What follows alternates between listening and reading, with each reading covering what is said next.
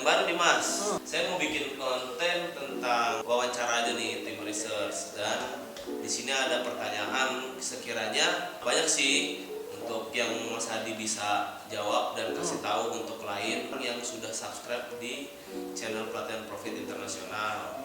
Dan pertanyaannya sih adalah tentang istilah-istilah yang ada di saham. Oke, namun sebelum saya menjawab, teman-teman semuanya yang menonton video ini jangan lupa di subscribe ya, ada di pojok kiri bawah ini, dan silahkan di like dan juga share kalau teman-teman nanti merasakan manfaat dari video yang kita berikan. Dan jangan lupa loncengnya dibunyikan untuk supaya teman-teman mendapatkan notifikasi setiap pembuatan video yang kita rilis di channel Pelatihan Profit Internasional. Oke. Nah, lanjut langsung aja Mas Faras, apa nih pertanyaan yang akan Mas Faras coba tanyakan ke saya? Yang pertama itu penjelasan bid dan offer itu apa sih Mas? Oke, nah untuk penjelasan bid dan offer, pertama-tama saya udah diserang aja kan, kira saya mau nanya apa dulu gitu kan.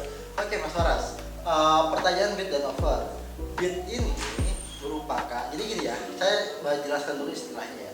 Jadi dalam kita melakukan transaksi saham, teman-teman akan ditemukan dengan istilah ataupun nama yang ada di platform teman-teman semuanya, baik di mobile maupun di desktop. Nah, untuk harga ini ada area harga bid atau area harga offer, atau bisa juga bid dan juga ask.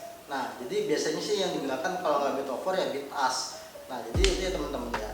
Nah, dalam kolom tersebut ini dibagi menjadi kolom bid dan juga kolom offer ataupun kolom ask. Nah, kolom bid ini merupakan area harga masuk ke kategori area harga pembelian ya. Namun kalau offer ini masuk ke area harga penjualan. Nah, jadi kalau teman-teman yang ingin melakukan antri membeli saham, bisa teman-teman lakukan buy di area harga bid.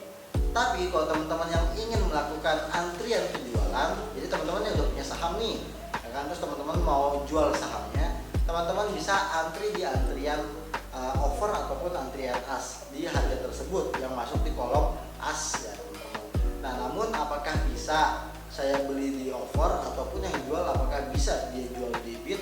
Semuanya bisa. Jadi kalau teman-teman beli di offer ya di area antrian penjualan, maka teman-teman akan langsung dapat harga sahamnya. Tapi kalau teman-teman yang masih mengantri di area bid, teman-teman belum mendapat harga sahamnya.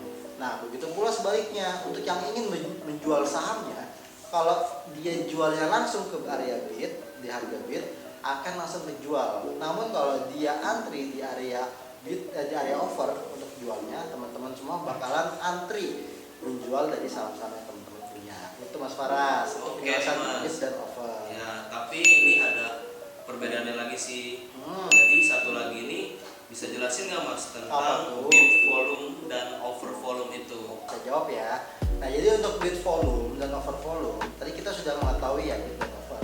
Nah, sekarang kita coba cari tahu bid volume dan offer volume ini apa sih sebenarnya. Nah, bid volume ini merupakan jumlah lot antrian dari para pelaku pasar yang sedang membeli saham yang sama dengan yang kita pantau. Saya ambil contoh, misalkan saham Aneka Tambang gitu kan. Di area bid ini di area 2600 gitu kan. Di area offernya 2625. Nah, di area angka 2600 ini di situ ada bid volume, ada merupakan jumlah antrian lot yang antri beli di harga 2600. Nah, jadi untuk bid volume ini merupakan total jumlah lot antrian yang mengantri membeli saham di area harga bid di angka 2600. Itu untuk bid volume. Misalkan di angka 2600 bid volumenya ada 10.000 ya, berarti 10.000 ini di bid volume merupakan antrian total dari keseluruhan para pelaku pasar yang mengantri di angka 2600. Begitu juga untuk offer volume. Ketika di harga 2625 di sebelah offer ataupun di area ask di angka 2625. Begitu juga sebaliknya untuk yang over volume ini di sebelah kanan itu merupakan jumlah antrian total di harga tersebut. Misal tadi di 2625, nah berarti di over volumenya ada 5.000. Nah, berarti yang antri menjual di angka 2625 ini sebanyak 5.000 lot saham dari para antrian muka bumi ini, karena transaksi saham ini nggak cuma orang lokal saja, ada juga orang yang berkeluarga negaraan luar negeri, itu yang di luar Indonesia Mas Faras. Seperti itu untuk penjelasan bid volume dan juga over volume. Dan satu lagi, untuk day trading itu seperti apa ya Mas? Day trading ini biasanya dilakukan oleh para pelaku pasar yang ingin mengambil kesempatan dengan cara cepat. Dalam arti kata dengan cara cepat, yang dia menu trading yang bisa beli hari ini dan jual di hari itu juga. Bahkan dalam durasi pendek, dalam jangka waktu 1 jam bahkan beberapa menit ke depan pun dia bisa jualan. Itu namanya day trading Mas Faras. Kalau untuk swing trading, Kalau untuk swing trading ini biasanya mereka membeli saham hari ini, dia tunggu dalam jangka waktu beberapa hari ke depan. Biasanya paling lama ini antara seminggu atau 4 hari. Jadi ketika dia beli hari ini, beberapa hari ke depan akan bisa mendapatkan profit dari saham yang dia beli. Seperti itu Mas Faras. kalau untuk invest itu apa Mas? Oke, kalau untuk yang invest ini biasanya orang membeli saham hari ini untuk beberapa jangka waktu ke depan. Bisa saja dalam 3 bulan ke depan atau dalam beberapa tahun ke depan dia baru bisa melakukan penjualan.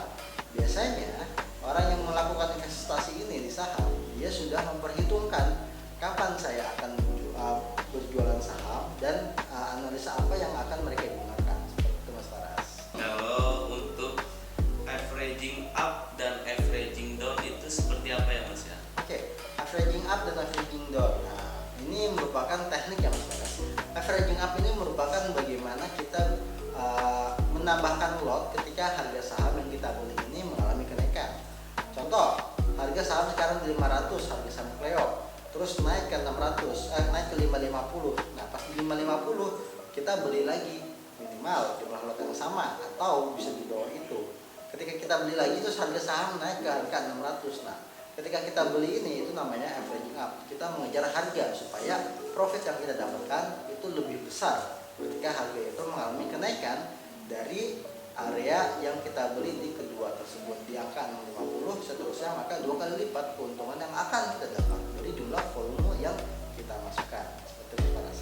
Kalau untuk averaging down biasanya dilakukan oleh mereka yang saham-sahamnya sedang mengalami penurunan dengan tujuan untuk mengejar harga supaya harga yang dia beli di awal tidak terlalu jauh Mas Faras. Dengan cara averaging down, maka harga tersebut akan mengejar area harga sekarang. Itu namanya cara teknik untuk averaging up maupun averaging down. Kalau untuk dividen itu seperti apa ya Mas ya? Oke, dividen ini merupakan bonus dari saham yang kita beli Mas Faras. Misalkan kita beli saham Adaro Energi. Nah, Adaro Energi ini dalam perjalanannya dia berhasil mendapatkan laba, dan laba bersihnya ini akan dibagikan kepada pemegang saham. Nah, jadi ketika kita memiliki saham tersebut, maka kita pun mempunyai hak yang sama dengan mereka yang memiliki jumlah saham yang banyak, yaitu mendapatkan dividen. Seperti itu Mas Faras. Minimal kita untuk mendapatkan dividen, kita memiliki saham tersebut minimal 1 lot dan sesuai dengan tertanggal yang sudah ditanggalkan untuk yang mendapatkan dividen. Mas Faras. Kalau RUPS itu apa Mas? Oh ya, RUPS ini merupakan istilah dari Rapat Umum Pemegang Saham. Nah, biasanya Rapat Umum Pemegang Saham ini itu merupakan event yang diselenggarakan oleh perusahaan tersebut. Semisal, saya mau membeli saham Indika Energi, gitu kan. Nah, atau Waskita Karya, saya mau beli saham Waskita Karya. Terus dalam beberapa bulan ke depan, saya tahu agenda perusahaan tersebut akan mengadakan RUPS. Ketika saya memegang sahamnya, saya mendapatkan hak yang sama dengan pemegang saham yang lainnya untuk bisa bergabung mengikuti event tersebut, yaitu event Rapat Umum Pemegang Saham. Nah, jadi yang mengumpul tersebut merupakan para pemegang saham dari perusahaan yang sedang kita beli sahamnya. Oke Mas, Oke. perbedaan analisa teknikal dan fundamental itu seperti apa Mas di saham? Nah, analisa teknikal dan fundamental ini merupakan tentu saja analisa yang berbeda. Kenapa? Karena kalau teknikal kita menganalisa pergerakan harga saham dari historis pergerakan harga saham yang sedang kita cermati sahamnya. Namun, bila kita menganalisa secara fundamental, tentu saja kita perlu membedah laporan keuangannya, bagaimana kinerjanya, bagaimana pendapatan atau labanya, bagaimana utangnya, bagaimana rasio dari keuangan teknikal dan fundamental merupakan analisa yang berbeda, namun tujuannya tetap sama untuk kita bisa mendapatkan cuan di pasar saham. Oke Mas Hadi, terima kasih atas penjelasan dari istilah-istilah yang ada di saham. Mudah-mudahan video yang sudah Mas Hadi berikan dan sudah Mas Hadi jelaskan untuk sahabat-sahabat investor semuanya bisa memahami dan bisa mengerti apa yang sudah Mas Hadi jelaskan tentang istilah-istilah yang ada di saham. Oke Mas Hadi, cukup sekian. Dan jangan lupa teman-teman like, komen, dan share apabila video ini bermanfaat untuk kalian semua. Akhir kata, terima kasih Mas Hadi. Salam